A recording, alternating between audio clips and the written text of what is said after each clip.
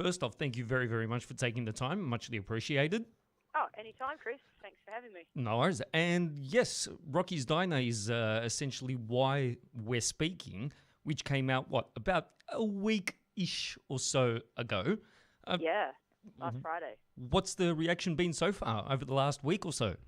Really good, actually. I'm really quite taken back and a little bit emotional about it because I haven't released an album in 12 years, mainly because I just panic at the last minute. I write a lot of albums, but I just don't release them. Just, fear takes over me and I go, no, it's not good enough.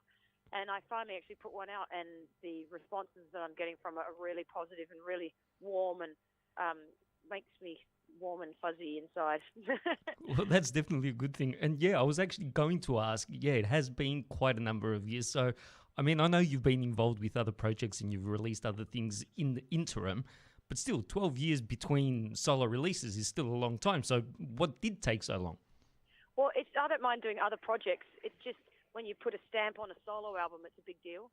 So I can do, I've done side projects under different band names, and I've done collaborations with DJs, um, and I've done collaborations with other musicians under other band names. But just to actually say, here's my new solo album feels like a real statement.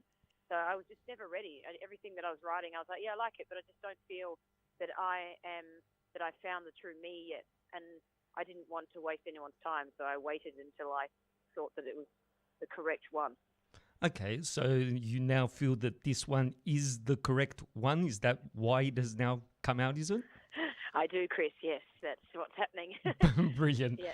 And yeah, my understanding is that it was a kind of conscious decision to kind of sit down and write songs for an album as opposed to being a case of you kind of had some songs lying around, looked at them and thought, well, hey, hold on just a second, I've got an album here. So is that how you kind of work now? Is that how you continue to plan to work?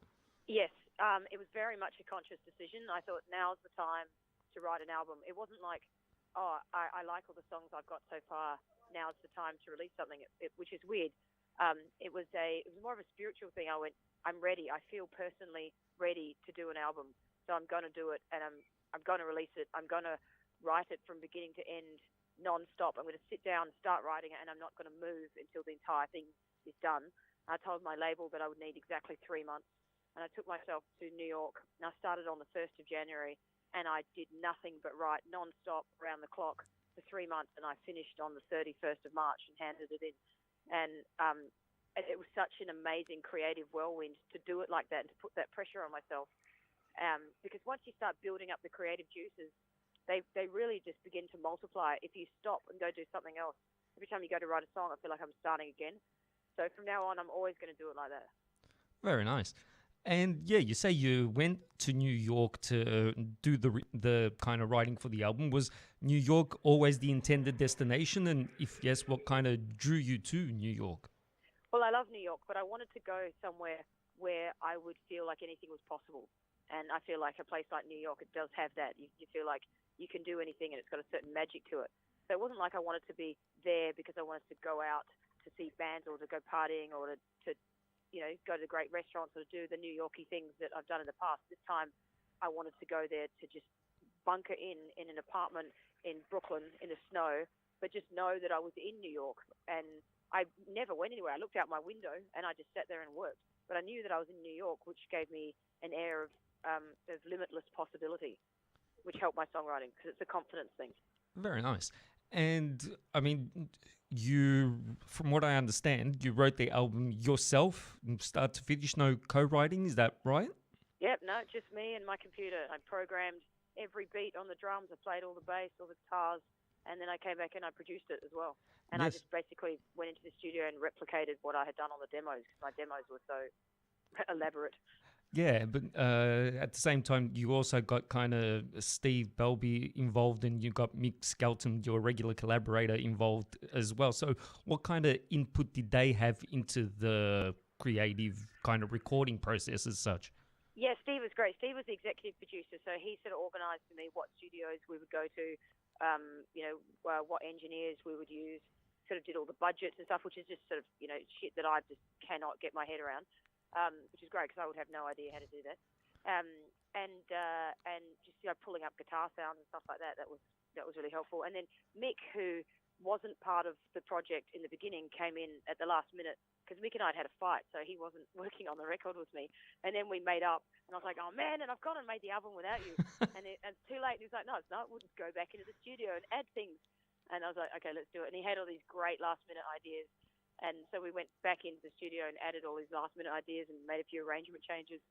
And he brought the piano player in, which was a big game changer. I thought gave it a little bit more soul, which was great. Yeah, I was going to say, you've kind of added some instrumentation that we haven't heard from you in the past, such as the piano. So, yeah, that was, again, did that just kind of happen naturally? Was that a conscious decision? The piano was Mick's idea. So he was like, I've got this piano player, we'll bring him in. And he started playing, and I was like, oh, great. And because the piano player had this sort of smoky barroom feel about him, like an early Billy Joel thing, the way he played, sort of a little bit sort of sloppy. He had bare feet and a dirty old suit, and I was like, oh, I love him. Awesome. What's his name? I listened to the album for the first time last night on Spotify, but I don't have a copy of it, so I don't have the credits or anything. Yeah, Brendan St. Ledger was his name. Okay, very nice. Still is his name too. Say again? It still is his name as well. Nice. Sorry, because I said was, and I was like, why am I saying was? He's still around. He's already played on my album and gone. Doesn't mean he's not alive anymore. Wrong with me. Knock on wood, you got a jigsaw poor guy. Oh, yeah, totally. And yeah, on your website, you're saying you've mapped out a 5-year kind of plan for recording. So does that mean you've got more songs that were written during these sessions, or that you just intend to kind of do more writing and do more recording? Yeah, no, I'm not. From now on, I'm never writing songs and then sitting on them. So there's nothing sitting in my bank that I'm waiting to put out. Well, I have one project sitting in my bank, but as far as solo things go, from now on, I'm going to go, okay, the time is now. We start Wednesday. We don't stop till it's done. That's the album. Okay. So I just know how to do it now. Okay. And the sound of the album is very non-Superjesus, and probably more in line with your last EP, the 96% Love Songbook release. And yeah, especially when it comes to the vocal harmonies. But how do you recreate that kind of thing live? I guess technology these days helps, but yeah, how do you recreate that live? Do you have a difficult time about it? We don't use any technology at all in our live show, actually. It's there's only two of us on stage, so it's Mick and me, and I'm playing bass and guitar at the same time. So I've sort of devised this guitar that has dual outputs, and one goes to a bass reed because I've installed a bass pickup in my guitar. So I play like the licks and the rhythm and the bass at the same time, and when I go for a guitar solo, Mick lays down the bass for me from a keyboard that he has. So he'll play the keyboard, bass keyboard with one hand while he's still drumming, while I'm playing guitar solos. And then when I finish the solo, he goes back to the drums, and he's doing all the harmonies with me. That sounds pretty damn awesome, I've got to say. It's really cool, yeah. It took us a really long time to get it right. We've been rehearsing for so long, and now we've finally got it right, and it's just pretty fun now. It's funny too. It's funny to watch. It's very busy. I can just imagine. And yeah, how long did the rehearsals take before you kind of said, okay, this is it, we've got it? We've been rehearsing all year. We started in March, and we stopped the day before the first gig. The first gig was last Friday. Our last rehearsal was Thursday. Cool. And practice makes perfect, baby. That it does. And yeah, your sound has kind of, especially on this album, your sound has changed quite a bit since the early Superjesus days. Yeah, Superjesus are kind of more just a straight ahead heavy rock band. So how has your songwriting changed? The way you write songs changed since the early days of the Superjesus? It's changed dramatically. It's a whole new way of approaching it. I think deeply now about lyrics, about stories, about creating a story that people can follow.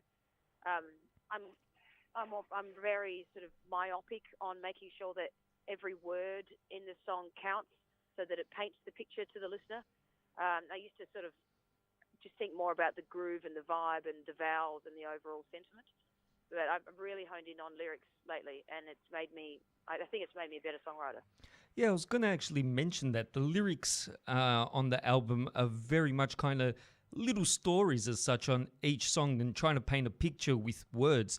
Did you try to draw inspiration from any particular songwriters who write in this way and channel that into your own writing?